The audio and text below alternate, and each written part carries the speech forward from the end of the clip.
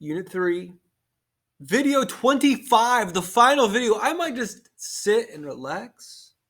Let's do it.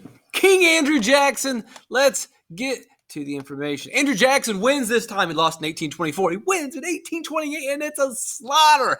John Quincy Adams not doing that well. The common man elects Andrew Jackson to be president. Pretty good win there, AJ. So where we left off last time was the Nullification Crisis. The South, led by John C. Calhoun, says, we are not paying these tariffs anymore. And it goes even a step further, because the North and the federal government is saying, yes, you are. That's what the Constitution says. That's what you can't make up your own rules. You can't make up your own compact theory. Well, we're not making it up. We believed in it the whole time. Anyway, we're not paying the taxes. And if you make us pay the taxes, we're going to secede and start our own country. Eventually, they will, but for now, in 1828 into 1832, this crisis is going to get resolved by Andrew Jackson. That's treason. If you threaten to leave the country, you can't do that. Betraying your own country and attempt to overthrow it. You can't do it. It's illegal. And the senators and representatives and the people that threaten to do this are committing treason, and something should be done about them. It's bad. We're getting into a bad situation here. This is a bad spot. Jackson steps in and says, fine. Compromise. We'll lower the tariff. You're still going to pay some taxes on importing your goods, but you don't have to pay as much. Not good enough. We're tired. We've been paying these tariffs for 30 years. We've been screaming for 30 years, and you just continue to abuse your power. The federal government gets stronger and stronger year after year, and they take advantage over us, and we're not going to do it anymore. Okay, all right, whatever. It's pretty, like the guys that own slaves are the guys talking about abusing their power. All right, cool, great. So Jackson eventually says, here's what the deal is. I'm just going to send in my military. Remember the other day when he said, just have the dignity, have the respect to just go ahead and put the gun to my head and rob me, because that's what the North and the federal government were doing to the South. And so Andrew Jackson said, fine, look, you don't want to pay the tariff. You don't want to pay the tax. You don't want to follow the law. Guess what happens to people that don't follow the law? Yes, the military's coming for you. Now, before we get to this moment, Henry Clay is going to slide in. And of course, you know it's Henry Clay. Hank Clay getting involved in everything. And of course, Hank Clay wants to get involved with this because he hates Andrew Jackson. But he actually is helping Andrew Jackson a little bit here. Finally, he says, we're going to lower the tariff.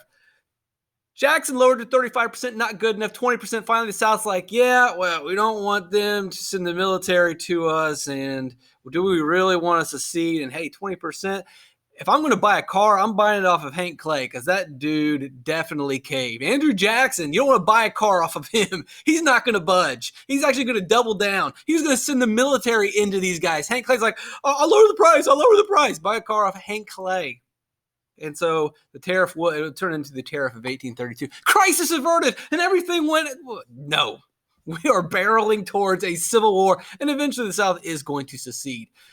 Limited government is sort of a thing with Jackson. Sometimes like, oh yeah, this guy didn't believe in a big government. And he didn't, because he vetoed law after law after law. He limited the power of the government. But while he is limiting one branch of government, he's kind of abusing his own power. And this wasn't something that was very common before.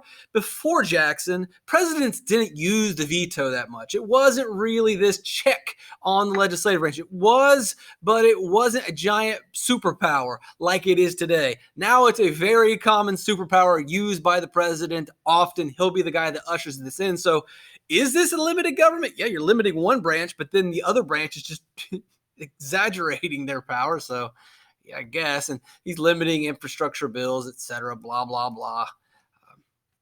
Now, he also will do the spoil system, which we'll talk about in a second. What is the spoil system? Well, if you help him get elected, and we see this today. It's very common today. We don't even call it the spoil system today. We just call it politics. We don't call it the spoil system. There's not a pejorative anymore. There isn't a negative connotation. We don't have a dirty word to describe the people that help out politicians because they expect a job in return. But that's what they're doing. You see the people going door to door, the people working in the offices, the people working, making phone calls, the people volunteering to help out political officials. They're doing it because they expect a job in return. They hope their guy wins so they get a job in return. We used to call it the spoil system. We used to say this is dirty. Now it's just normal. Tells us where we are today. That's the spoil system. It starts under Andrew Jackson. We'll talk about it in a second.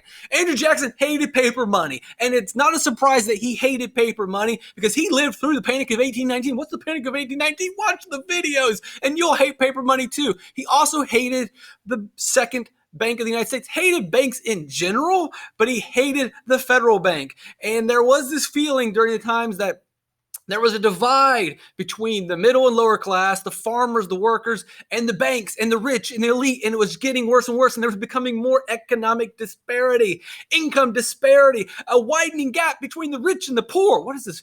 What are you talking about? A widening gap of rich and poor? I've never heard of anything like that before. Yes, you have. You've heard of it all the time. Jackson is fighting for the common man, just like supposedly the politicians are doing today for us, but they probably are not doing for us. So setting the stage for the actions of Jackson is, I hate paper money. It destroys the economy. I hate these banks. The banks, they get rich and they make nothing. The bankers, they get rich and they make nothing. These merchants who sell goods, they don't produce anything. They're getting rich. Farmers who are working hundreds of hours a week laboring to produce actual physical, tangible goods for our nation, they're poor. Wait a second. The people who make nothing are rich, and the people that actually make things are poor. There's something wrong. And during the age of Jackson, Jacksonian democracy, where we've expanded voting rights to the people that are working all day and are being poor, well, now there's an opportunity to change things, to even the game. So, limited government, not so much. The guy that believes in a smaller federal government, believes in a limited government, has no problem using his power to do whatever he wants. Or you could say, well, by not renewing the bank, he is limiting the government. By taking away the Second Bank of the United States, he is limiting the government, but he's also using his power to do that. So, anyway, got to stop the banks, doesn't believe in the banks. We talked about the Panic of 1819, which is going to lead into the Panic of 1837, but does not renew the bank. Basically, it's going to die. While that bank is dying, he takes the money, the specie out of it and puts it in his own banks, his pet banks, which are part of the spoil system. So he kills the bank, takes the money out of the bank, puts the bank in his own pet banks, which is the spoil system. Remember, the people that help him get elected, the people do him favors, now he is doing them a favor in return. He's taking money from the Second Bank of the United States and putting in the pet banks all throughout the country, doing them a favor, putting people in position to run those banks. Great, whatever. Oh, by the way, those pet banks are printing too much money again. Here we go again. How many times? We're going to live through this forever. We're living through this at the moment where we're printing too much money. So, yeah, anyway. Another problem with this system was they were moving this money over. Now, so remember, we moved the money from the Bank of the United States. We're moving it into these pet banks. That means less specie or metal, silver or gold in the banks in the Northeast and the Mid-Atlantic. And if they have less specie, they cannot loan out money. You can only print money, supposedly, for the money that you have backed up, right? A dollar bill represents the steel, represents the silver, represents the gold, not steel. It has to have a connection to that. And if you only have so much silver coins, then you can only print so much dollar bills. At least that's the way the rules are supposed to work. And if the rules are supposed to work that way, if the Bank of New York doesn't have very many silver coins, then they can't loan out money. If they can't loan out money, well, you know where this is going to go. It's going to affect the economy in the Northeast. So, I mean, on one side, you got inflation and all this stuff going on, but obviously the general theory here is the government is involved in the economy and things are not going to work out.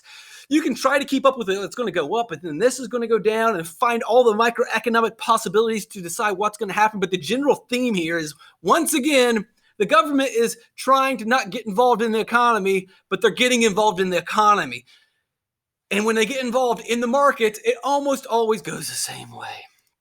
Quick refresher, even though I don't know if we talked about this recently, but inflation, we know about how supply and demand affect prices. Well, supply affects the value of money. If the supply of gold or silver or even dollar bills decreases, they become rare and their value goes up. I know the dollar says 100 on it, but it actually is worth more than that. It can purchase more, and sometimes it can purchase less, and that has to do with the supply. Just like a gold coin. You know, if you have a chunk of gold, you know that sometimes that chunk of gold could be worth a lot more, and sometimes it could be worth a lot less. It has to do with supply, and that supply increases. If there's too much money, the actual value of that money drops. It becomes worthless. That's something we're focusing on because they're printing too much money in the pet banks. They're printing too much money in the South banks and the East banks. We want something stable. All this paper money, this leads to these giant booms and busts and booms and busts. You can avoid these booms and busts by having a stable currency. Now, that was the theory of, well, we'll build our own second bank in the United States going to monitor the currency. It never did that. We're going to build a Federal Reserve, and what it's going to do is monitor the paper money. It never does that. So in theory, if we get rid of all this paper money, we focus mainly on specie, which is silver coins, gold coins, you don't have these erratic shifts because you can't just print silver. You can't just print gold. You're going to have ups and downs, but it's going to be stable. Makes sense.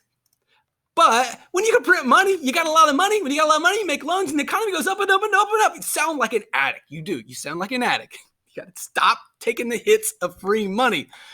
I know we can't print silver, but it will be stable. Sure, we won't have the booms, but we also won't have the busts. Yeah, but I want the good times. But when you treat the good times, you know you're going to have the bad times with it. We got to stop printing money, but then there's not going to be money. We're not going to have the booms. Just deal with it. All right, so we're printing too much money, mainly in these these Western and Southern banks. And the reason that doing this is because that's how banks make money. Banks don't make things. Banks don't build things. Banks don't create things. Banks loan $100. Then you pay back that $100 with interest and they make $5. Or they loan out $1 million and they make $50,000 just by making a loan. They didn't create anything. They didn't build a house. They didn't do a farm. They just gave someone money. That person gave them the money back and they made money off of doing nothing other than trying to pick a smart investment. So banks make money by making loans. More loans means more money. So let's just make as many loans as possible. And there was a market for loans because we're selling all these farms in the West and the country is industrializing. And as these manufacturing companies are expanding, they need more loans. And so there's a huge market for loans. And so the banks can't help themselves. They just keep making loans. And then Europe jumps in on it and Europe is sending money our way. So guess what is happening to the economy? We are pumping a bunch of money into the economy. You know where this is going to go. The banks are getting filthy rich. They can't help it. There's too many people that want money. We'll just keep loaning it. As the supply of money goes up, the value, the actual purchasing power goes down. Or you can look at it as one way is as the supply goes up, the purchasing power of the money goes down. Or as the supply goes up, there's a general rise in price of goods. So everything costs more. That's typically what you see when inflation starts increasing, and you are living through it right now. It does not matter when you're watching this video. I guarantee you are watching prices increase. Why is everything becoming more expensive? They're printing too much money. They're loaning out too much. Who's they? The Federal Reserve and the banking system. That is who. So supply goes up, price decreases. These kids are playing with money because the money is worthless. The purchasing power of these Deutschmarks in Germany, we're jumping over to another country, forward to the future, but I'm giving you an example of what happens when you print too much money. It becomes worthless. It becomes just pieces of paper, toys. They're not Legos. They're not building blocks. That's actually stacks of cash because they printed too much money. The purchasing power, the prices have increased. It's worthless. Worthless. So the plan is, well, if you got too much money, just take some of that money out. If you lower the supply, the purchasing power goes back, or there will be a general decrease in prices. Hey, it's awesome, great. But you know what's going to happen if you suck the money out of the economy or you stop printing the money, people stop having money to spend, and we're not going to have a boom. We're going to have a bust. We've seen this before. We lived through this, but they're going to do it anyway, and we always do it. Print too much money, now let's just take it all back. These shocks are too much. This is what happens when the government gets involved in the economy. So how are they going to suck the economy out? How does King Andrew plan on doing it? Well, here's the deal. You used to be able to buy land with cash. Not anymore. You got to use specie, gold, silver. It's the only way you can purchase federal land. Well, I don't have any silver. Then you can't buy land. And so, boom, we're going to cut back on this immediately. We're going to cut back on these transactions, and that's going to be one way they suck it out, and then just everything else kind of builds up and the economy collapses. All these sales go down, the loans evaporate, and the money gets sucked out of the economy pretty quickly, and you have another panic. These things are natural, but when we do the inflation followed by deflation, we take what could be just a natural calm, all right, there's ups and downs. That's the natural way the economy works if the government doesn't get involved, but when the government gets involved by flamethrowing money in and then sucking it all out, what do you think is going to happen in the economy? Boop, boop, boop, boop. out of control. And so we're all poor again. Thank you, Panic of 1837. Government involved in the economy. What could possibly go wrong? All right, shifting gears to the last part of King Andrew to wrap up Unit 3. This pretty much summarizes what happens to the Indians, the American Indians, or indigenous people of the Americas. So, again, ethnic cleansing, genocide, however you want to label it, the Americans are going to remove the American Indians. And the Indian Removal Act is basically you got to leave the East Coast, you got to move to Oklahoma, and it will go to the Supreme Court, this law, and the Supreme Court will rule, no, you don't. And they will actually side with the American Indians, saying you cannot remove them from this land. You can go into the details, but basically, Andrew Jackson says, try and stop me, which is unbelievable. The Supreme Court overrules this law, says you can't do this. You can't do this. And the president flat out ignores the Supreme Court, flat out ignores the ruling, says, guess what? I'm going to do it anyway. Try to stop me. And at that point, the Supreme Court's like, what? But you're supposed to follow the rules. And the sad thing is, I mean, this is the movement of thousands of American Indians from their land march through the winter to another territory. Terrible, heinous, horrible ethnic cleansing. Not good look for our government. There's supposed to be checks and balances. We're supposed to have a limited government. They make the laws, which was the Indian Removal Act. They enforce the laws, which is, all right, here's the law. You guys got to move. So he sends in the military, and the military is supposed to move them. And they review the law, and they did their job. Said, look, you can't do this. You don't have the constitutional authority to do this. This is a foreign nation. You cannot make them do this. And Jackson's just like, whatever, I'm going to do whatever I want. Limited government? There is no such thing as limited government. Checks and balances? There is no such thing as checks and balances. And on the sad note, this is ethnic cleansing. This is as horrible. I mean, you look at the list of horrible things that our nation has done. This is up there. The Trail of Tears is definitely one of those terrible, terrible things. That's Unit 3, folks. Sorry to end on a sour note, but it is only going to get worse in Unit 4.